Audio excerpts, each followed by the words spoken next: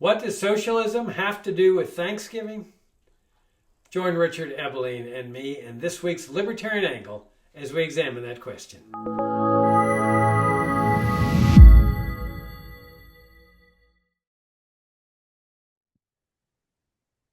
Hi, I'm Jacob Hornberger, president of the Future of Freedom Foundation. Welcome to this week's Libertarian Angle. I'm joined by my co-host, Richard Ebeling, professor of economics at the Citadel. Richard, good to see you again, and happy Thanksgiving to you and your family. Thank you. And of course, to you too. And I especially want to wish a happy Thanksgiving to our viewers and listeners, which is Yeah, sort of the theme of today. that's right. We're going to be talking about Thanksgiving today. Thank you all for tuning in. Again, thank you for your great support of FFF. Richard, as you know, socialism is the big topic of the day. We've got uh, Zohran Mamdani there, mayor of New York, mayor-elect, takes office January 1st. Self-described socialist, proudly so. You got another socialist, I think, in Portland, maybe, or Seattle, or maybe both. Uh, and you've got these polls saying that young people all across the country are enamored with socialism. What a great topic to talk about on Thanksgiving. Okay. Now, one might say, what the heck? What does Thanksgiving have to do with socialism? Well, every year you and I talk about socialism at Thanksgiving. And so this is a nice year to be doing it, given the popularity of socialism and the controversy it's all stirred up. So, why don't you take it away and give us the story of why socialism is pertinent on Thanksgiving? Well, to begin where it begins, most of us have heard some version of the Thanksgiving story in grammar school, maybe in high school. And the story runs something like the following. The Puritans came to America from Great Britain to escape from religious persecution, which is actually true. And they wanted to make a new life in a new land where they could worship in the way they wanted. As a side note, when they left Great Britain, their target was to settle in Virginia. But back then, it was those little rinky-dink sailboats and the winds and the currents. They ended up landing in what today we call Plymouth, Massachusetts, a little bit off course. So they land in Massachusetts in 1620. And they decide to follow a particular new plan. One of the things that they were escaping from is that they felt not only was the religion corrupt in Great Britain, which of course they meant the Church of England, but they felt that the society uh, based on avarice, greed, selfishness, acquisitive possessiveness was sinful in every conceivable way. Individuals were concerned with the flesh and not with the spirit, and the institutions of the society reinforce that private property made someone focus on what is mine and rather what is thine rather than what is ours as a common set of human beings. So the short version is, and this is, by the way, all recounted in the diary that the Plymouth Colony governor kept, William Bradford. They decided to follow Plato's model in the Republic, that they, like the warrior class in Plato's Republic, uh, would practice communism. They would clear the field in common. They would plant the crops in common. They would tend them in common. They would harvest in common. And each family would share equal shares of whatever was produced, believing that if their colony members did not have private ownership of land and was not involved in producing for themselves rather than for everyone, you change the institutional order and you change human behavior, which was implicitly an attitude that began with Plato.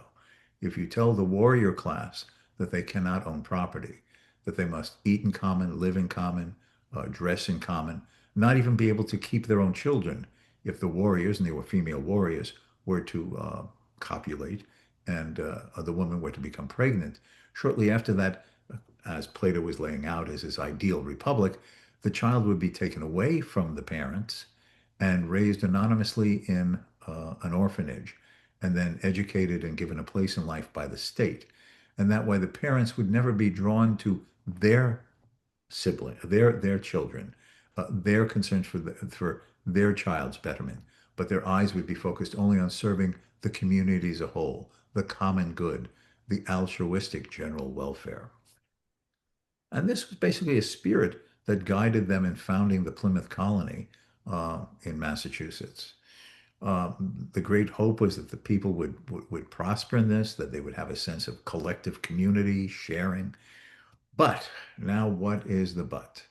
Well, again, as Bradford relates in the diary, at first, the men and the sons would come to work early in the fields, clearing the field and beginning to lay the crops and stuff. But shortly after that, it was noticed that some men and some of their sons showed up late, were less industrious in their chores in the field, would leave earlier than others. And it seemed that what had emerged or developed in these people's minds is, well, why should I work as hard as this other fellow does when whatever the harvest is, I get the same equal share as him? So why do I need to put so much into it when I get an equal fraction of it? The problem was is that those who had been more industrious, more conscientious, more hardworking began to be resentful and angry. Well, this fellow shows up later. He's not working as hard as I'm trying to do in the field. And then when the crop comes in, he gets a share equal to mine and my family's. So then more and more people started being slothful in their work. Well, in a nutshell, what happened is that now the summer passes and the harvest season arrives. The harvest is virtually non-existent. If the numbers are correct that are suggested in Bradford's diary, almost half of the colony die of starvation. But they persist in this and go through this another year, determined that they'll try to find a way to practice this communist, this communal, this sharing ideal. And the same thing happened for a second year, and more died. So finally, the elders of the colony came together and said, if this goes on for a third year, we're all going to perish here in the wilderness from lack of just food and the essentials of life. So they decided they were going to try something different. They took the communal land that had been laid out and they divided them into private family plots, land, farms, and told each family that whatever you grew or whatever livestock you may raise was yours.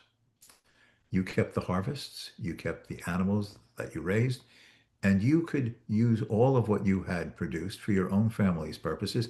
And if you had any surpluses, you were at liberty to trade them with your neighbors. Well, the neighbors raise pigs, you raise chicken, you have more chicken than you need, he has more pigs. Well, 4 chickens for a pig, that type of thing, traded by them. And now Bradford says that once this was done, the men and the sons would cheerfully and diligently go to their own private farm fields. The women and the daughters were much more happy and effective in caring for their homes, milking their own cows, churning some of the milk into their family's butter, uh, and that instead of famine and poverty, that season now saw a bountifulness of everything, with surpluses being traded among the colony members for a much higher standard of living than anything they had come near since having settled in the New World. In fact, the bountifulness was so great that they were able to exchange some of what they had produced with the Indian tribes in the neighboring forests, and then invited the Indians to join them in a Thanksgiving dinner to give thanks to God for survival in the wilderness. So as I tell my students, and I did so the other day in my classes, that when you sit around the table this Thanksgiving and the turkey is being carved and the yams are being spread around among the members of the family, as well as the cranberry sauce and the other side dishes, what you need to remember that you are really celebrating is the historical demonstration of the failure of colonial communism and the birth and the triumph of American free enterprise capitalism. Yeah, it's a fascinating story because it really is relevant to today, and relevant to our whole history, really. Because when you look at how things developed after that, Mhm. you get this private property order. Yes. And you get this concept, this belief that private property is a right that's bestowed by God. I mean, this is Locke's concept. This is Thomas Jefferson's concept in the Declaration. Now, it, Jefferson changed the phraseology when he said life, liberty, and the pursuit of happiness, but he took the phraseology from John Locke, which was life, liberty, and property were God-given rights. And when you look at the economic improvement of the American people from, let's say, the enactment of the Constitution all the way through, let's say, 1900, it's just this trajectory upward. Now, it may have gone like this for certain people, but the overall standard of living is upward. And this was really a remarkable thing because mankind had been mired in poverty. They'd had this kind of system that was there. And one of the fascinating that was there, with this colony but they were guided by religious principles. I mean, they're well intended. They're saying, let's share. We're Christians. We're in this together. And the share and share alike system, this socialist system, communist system, communal system, whatever you want to call it, leads to death. And so they figure out, well, okay, as a practical matter, let's change the system. But if you look at things in the 20th century, like let's say socialist regimes like Cuba or North Korea, where they have this system where the state owns everything, everything's share and share alike, the state guarantees the jobs, everybody works for the state, and yet everybody's equal and everybody's starving to death, just on the verge of starvation. But you see it also with respect to the mentality that guides the welfare state here in the United States. The welfare state really, I think, is guided in large part by many people, Christians, from a religious perspective. Oh, we're doing the right thing. We're helping the poor. We're helping the elderly with Social Security. We're helping the poor with Medicaid. We're helping seniors with Medicare. And they really believe but they don't stop to think about what the costs of that are. That in order to get the money to do this, you have to have money in the first place. You have to have wealth to seize in order to be good with it. And they don't ask, how does that money get produced? Where'd it come from? Why are people wealthier here in this country as compared to Cuba? But they see this giant pool of wealth and they say, we can be good with it. We can help the poor. But what ends up happening is you get this Plymouth Rock system where the pie is starting to diminish because there's more people saying, I want to be on that receiving end. There's more people saying, what's the point of working so hard when I could go on the dole and make 70% of what I'm making by working full time? And so the pie starts to shrink and shrink and shrink. Now, sometimes a society is fortunate. I think the United States falls into this category where the people who are working and producing wealth are outpacing the people who are seizing the wealth. And so it looks like, oh, this welfare state way of life is really working.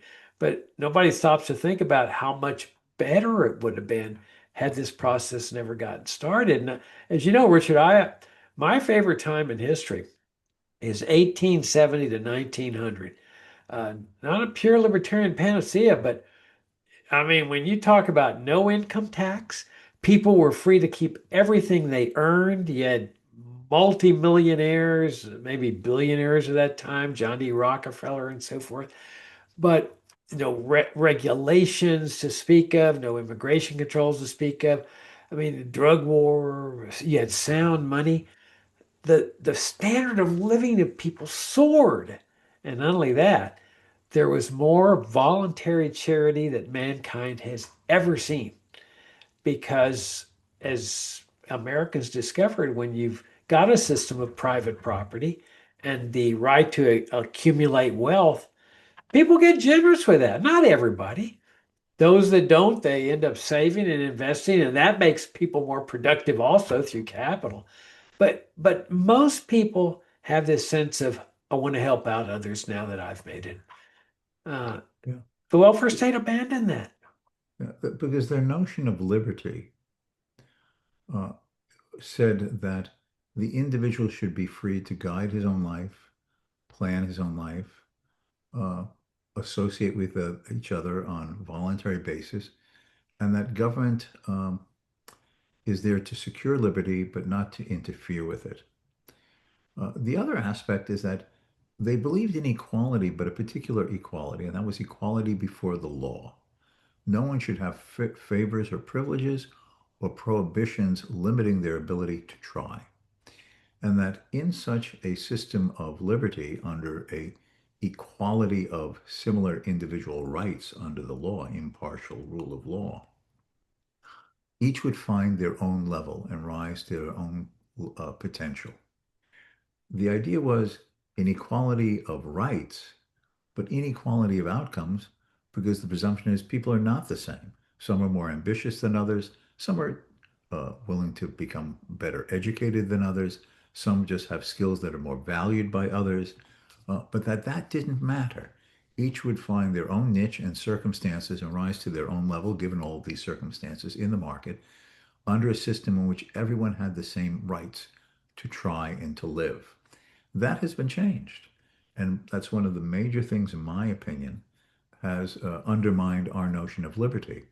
Because now equality means not equal rights, with each having the liberty to find their own level, but equality means, in essence, an equality of outcome. Each person, and usually they talk about collective groups today, of one sort or another, each group and the individuals in each group would have a certain guaranteed outcome. So an equality of outcome, but as Hayek has emphasized, if there's to be an equality of outcome, you have to treat individuals differently.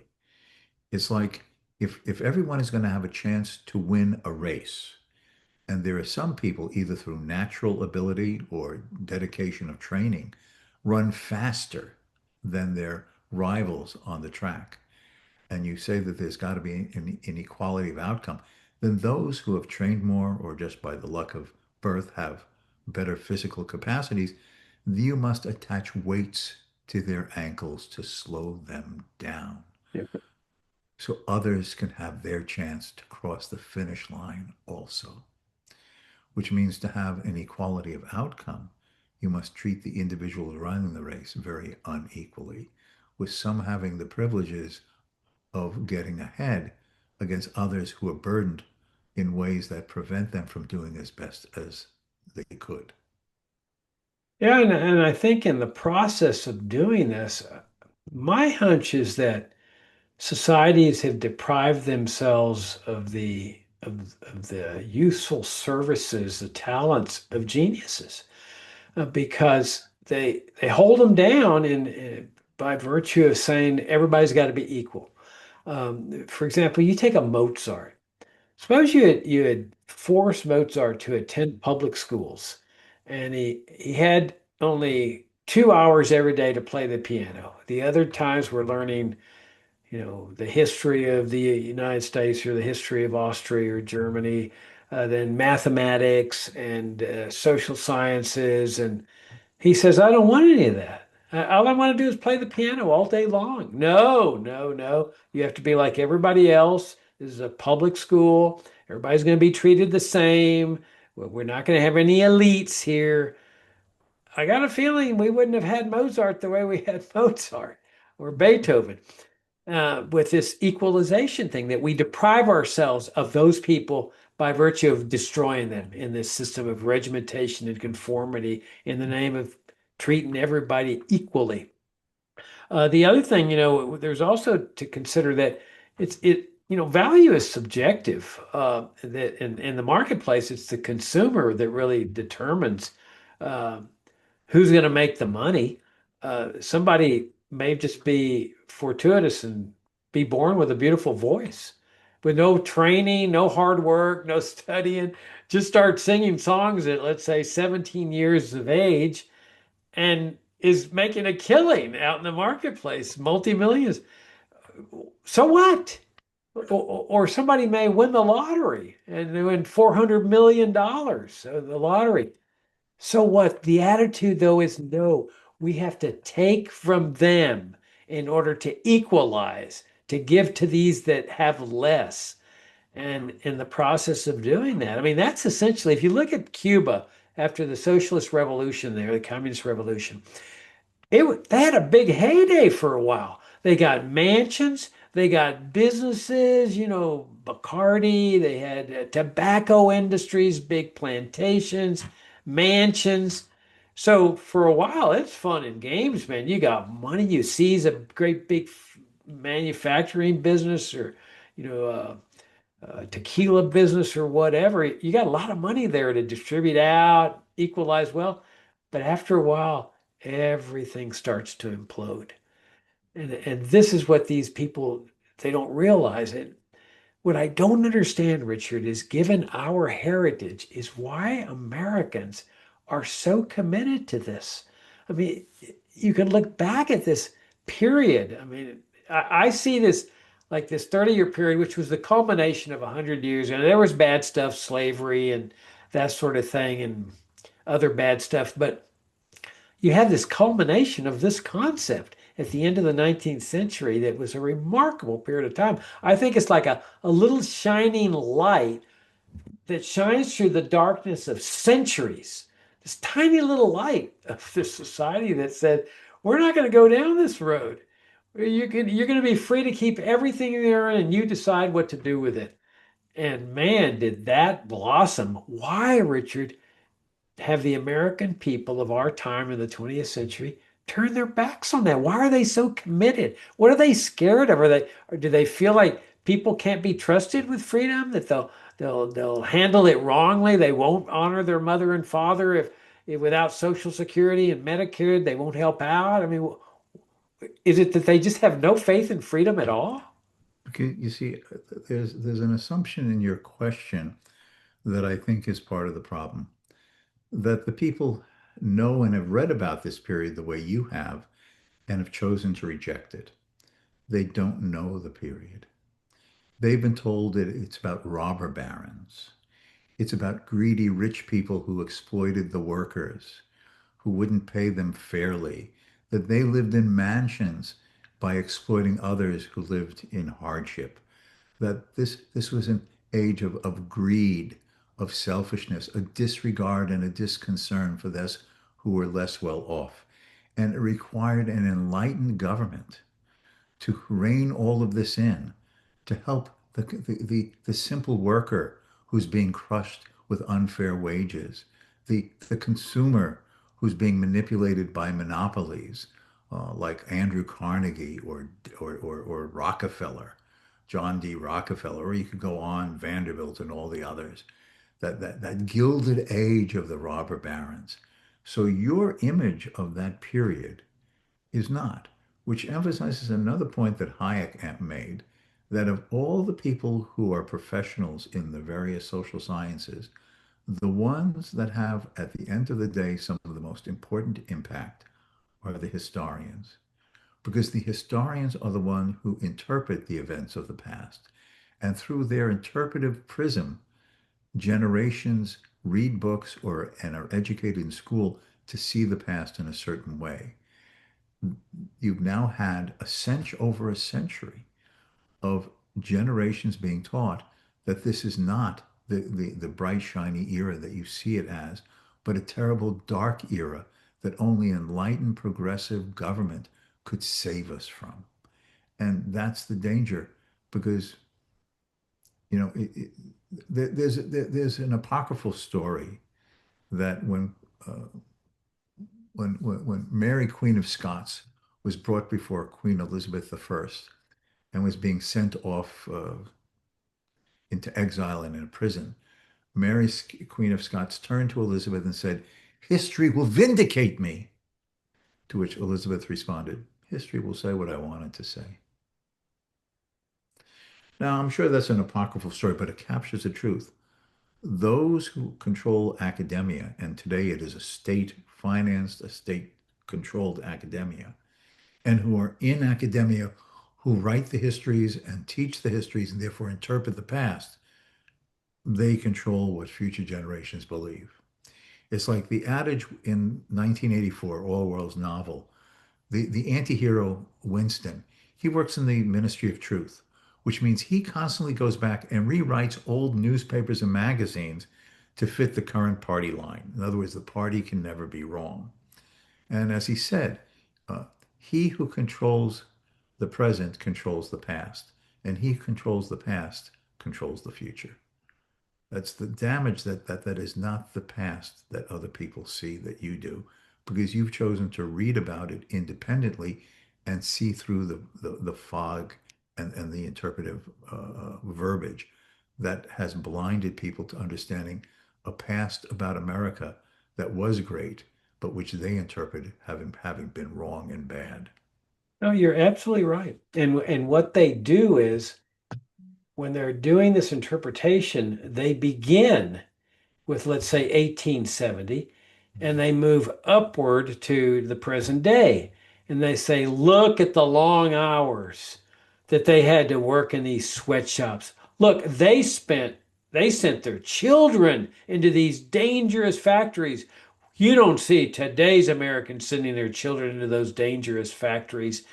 And so from that perspective, you can understand like, oh, whoa, they have a point. But I'm glad you brought up Hayek as well as the historians because it reminded me of this essay that Hayek wrote called Capitalism and the Historians, where Hayek says, you're getting the comparison all wrong. What you do is you compare, let's say, 1870, 1890 with what came before, not what comes after, because what comes after is the fruits of this remarkable period of time and massive accumulation of capital, productive capital. Let's look at the centuries before this period. There's your proper comparison.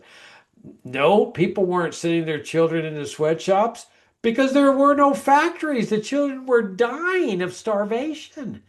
People were dying of starvation. It's like Hobbes said, life was nasty, brutish, and short.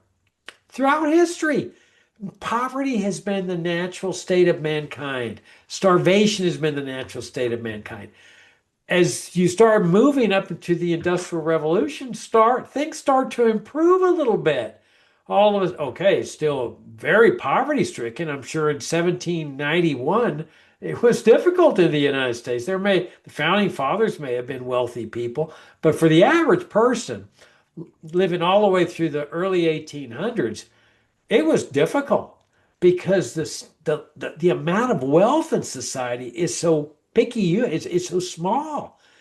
But as the capital starts to accumulate, Americans start proving to the world that this anti-Plymouth Rock experiment is slowly raising standards of living until all of a sudden 1870 to 1900 comes along and it just bursts. And is it still difficult? Of course it is. But the reason people were sending their children into these factories was for the first time in history, their children had a chance to survive. And then as standard of living kept rising and rising, that's what took the children out of the factories. That's how housewives got to stay at home then. But they proved, Richard, what was possible. But you're right, when they control the courses and the teachers and the textbooks and the curriculum, it's a tough nut to crack. Oh, yes. So in a sense, it's not just trying to explain to people in the abstract the principle and the value of individual liberty, freedom of association, the nature and benefits as well as the ethics of the market economy. It's necessary to also help them to understand the past. That is, when was a more liberal and free market period? What was it really like?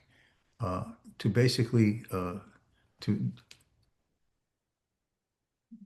get people to be re-educated in understanding what the past was and not what they've been told it is, because it's a hard road to do. I often hear in my classes, right? I'm one of these professors now, and have been for a long time.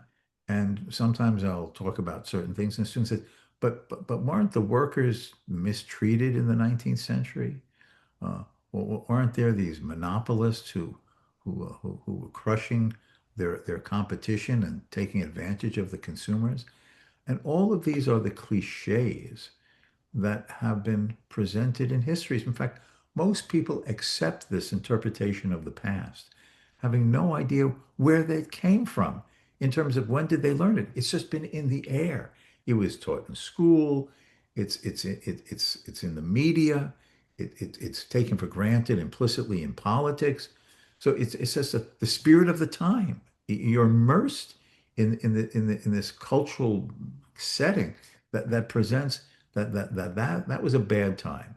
That rugged individualism just ground people down, and it took an enlightened and benevolent paternalistic government, a progressive government, to make those rough edges be smoothed off, and for the wealth to be redistributed, so the many could have what a little bit of what only the few were allowed to take for so long. Okay, on that astute note, we'll wrap things up. Thanksgiving is a time to count our blessings. And one of the blessings is that we do have this heritage to draw on, Richard. I mean, to me, if you don't have that heritage, then it sort of becomes an intellectual type thing of, oh, well, maybe this might work or this might work. We know what works, and we know what happened at Plymouth Rock did not work and it led to starvation. We know that the same type of thing happens in totally socialist countries, but we also know that it lowers standards of living for people, even in wealthier countries. But our blessing is that we've got this heritage of private property, free markets, limited government to draw on to hopefully move this country in a bigger, better, more prosperous, harmonious, and moral direction. I couldn't have said that better, and I will just, if once again, to wish our viewers and listeners a most happy and enjoyable Thanksgiving. Yep, I'll just join that. Thank you. I mean, have a great Thanksgiving, y'all, and thank you very much for your great support of FFF. We're honored and appreciative.